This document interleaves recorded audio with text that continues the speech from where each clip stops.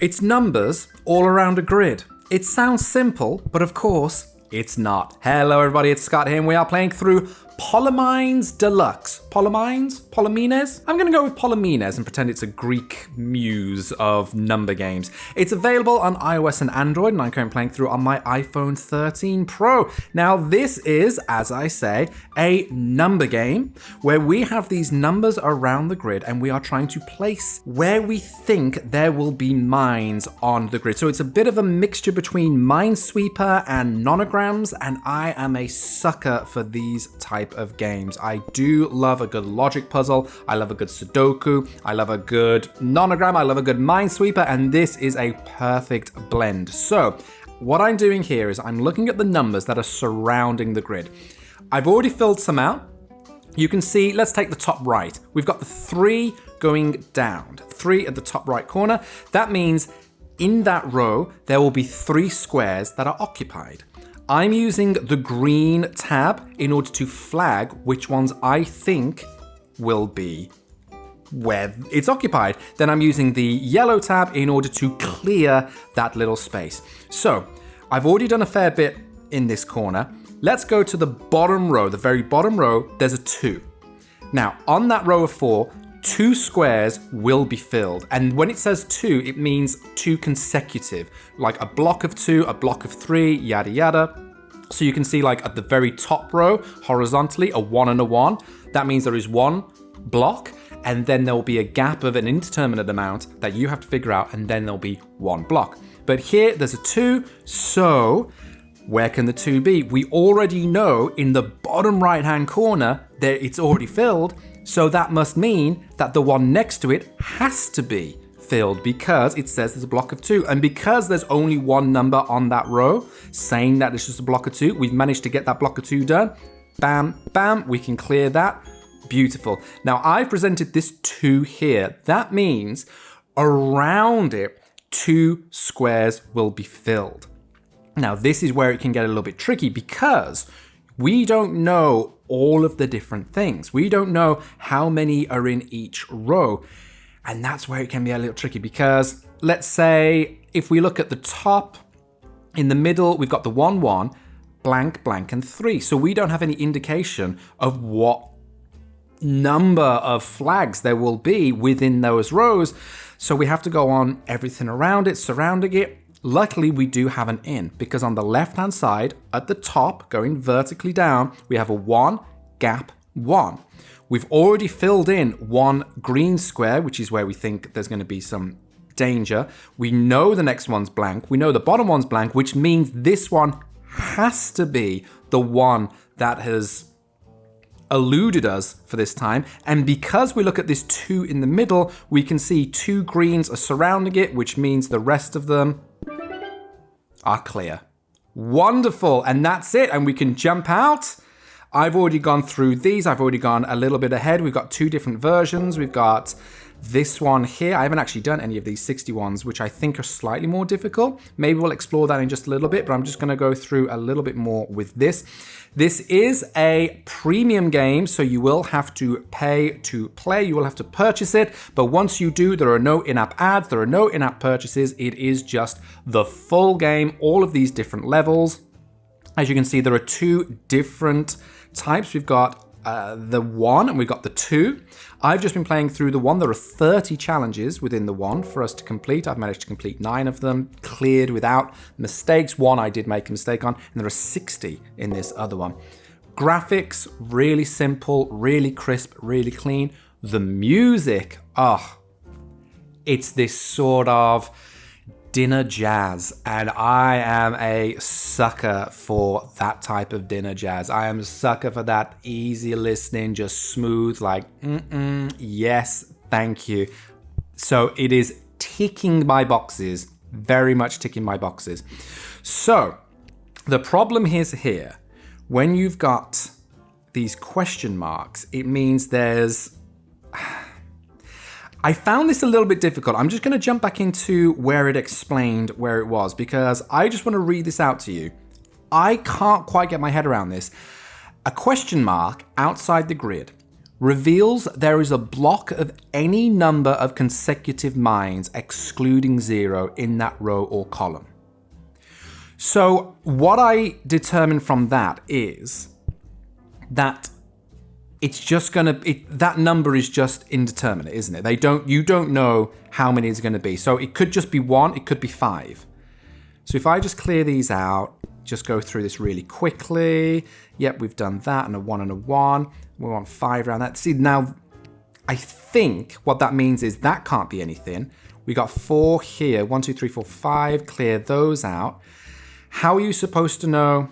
Oh yeah, you are supposed to know. You do this, you do that, you do this, and then you do that. Okay, that was actually easier than I thought. So thinking that, I'm going to jump back into number 12, and let's see if we can do this together. Okay, so, oh no, I didn't want to do number 12. I wanted to do number 13, didn't I? There we go, unlucky for some. Okay, so if it is only one consecutive row of blocks, and we know they're on either end, I've got a feeling that must mean the entire row is dangerous. That's what I'm thinking. Now, if the entire row is dangerous, what that means is we have to accommodate for this, and that means there's a 2 at the top, which is clear, which means this one is clear. Now, this is where we need to start applying some logic, because, yeah, how do we proceed from here? We've got a 4 around there, because that's the thing. This question, if you hold down the actual icons, you can see which row they're talking about, because sometimes there are different columns and you think, oh, it's for this one, but actually it's for a different column. So if you just hold it down, you'll be able to see. But if we have this 4, we need to fill 4 of those. But I'm not sure of which side this question mark's meant to be, because it could be that the bottom right, on the right of the 4 could be filled, or it could be on the left of the 4 is filled. And so you need to look for these clues, and I'm finding it difficult to find any clues. There's a part of me that just wants to guess it, but I know you're supposed to apply logic. So I'm just going to guess that this top left next to the question mark, see, that was a mistake. That was unfortunately a mistake. You can restart the level by clicking on the top left on the arrows here and restart the level. And then you can just jump out and jump back into something from before. So let's go to number 11 here. Maybe this will be slightly easier. I'll spend some time figuring out that one later. So what do we have here? We have some 4s, we have some 2s. Okay, so 1, 2, blank, 1, 2, blank, 1, 2. Oh, brilliant. We know for a fact that that's the only way that that can be. So we can clear those out. Now we have 5 surrounding here. Now that is a little bit tricky because we have, yeah. Okay, but I know for a fact 4, 1, 2, 3, 4, and that must mean the rest of them are clear. Beautiful. We've got that. Now we've got a 2s over here. If we make that a 1, that has to be a 1. Yeah. That has to be a 1. That has to be a 2. We can clear that. We know that's a 2 at the top. That's as far as it can reach down. So we're going to clear these 2 out. And then there's a surrounding of a 3 and a surrounding of a 3. There's 4 in this row here. Okay. Let's puzzle this. Let's puzzle this. So if we've got 2, 2, and 2. And then if we count that question mark on the bottom row as a 1, then it can go 1 gap. If we're working from the right hand side, 1 gap, 1 gap, 1, 2. No, I was hoping there may be some sort of overlap that we could do, but it doesn't seem like we are able to do that at the moment. We want to surround this with 2, and we want to surround that with 3. So if I was to have put 1 there and put 1 there, oh, see, there are different ways for us to be able to figure it out. But the problem is, there's just that little bit of extra logic that there's a clue somewhere. There's a clue that I'm unfortunately blanking on. I'm skipping over and I'm trying to figure out what it is. I think it's around here. Yeah, oh, no. So I thought I missed out a blank square, but I did actually fill it. So if we need 3 round here, that means I need to put 2 in. But any of those could be a 2. That's the thing. Any of them could be a 2. And goodness. Any of these could be a 3. What I'm going to do is I'm going to take a punt. I'm going to say that and that. And then 1, 2, 3. Yep, that was a guess. And I don't recommend taking the guesses because that's not in the spirit of the game. You want to be using your logic. You want to apply your logic, but right now it worked for me. So hey ho, it got the job done. If we say 2 down here, see, where's this extra 2 going to go? Now I'm still a little bit stuck because we could have a 1 and a 1 and then a 2. But we need 5 round here. So 1, 2, 3, 4, 5. Again. This one has to be a 2. That one has to be. Which means 1, 2, 3. I'm going to say this is a 2. I'm going to say that's clear. 1, 2, 3, 4, 5. Yep, we are on the home stretch. A 1 and a 1 and a clear. Boom, that's that level done.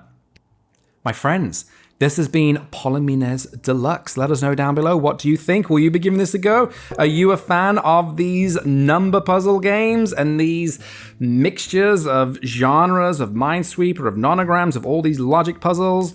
I am a huge fan. Let me know if you'll be giving this a go and maybe we can compete against each other. But for now, my friends, luck and more to you all and catch you next time.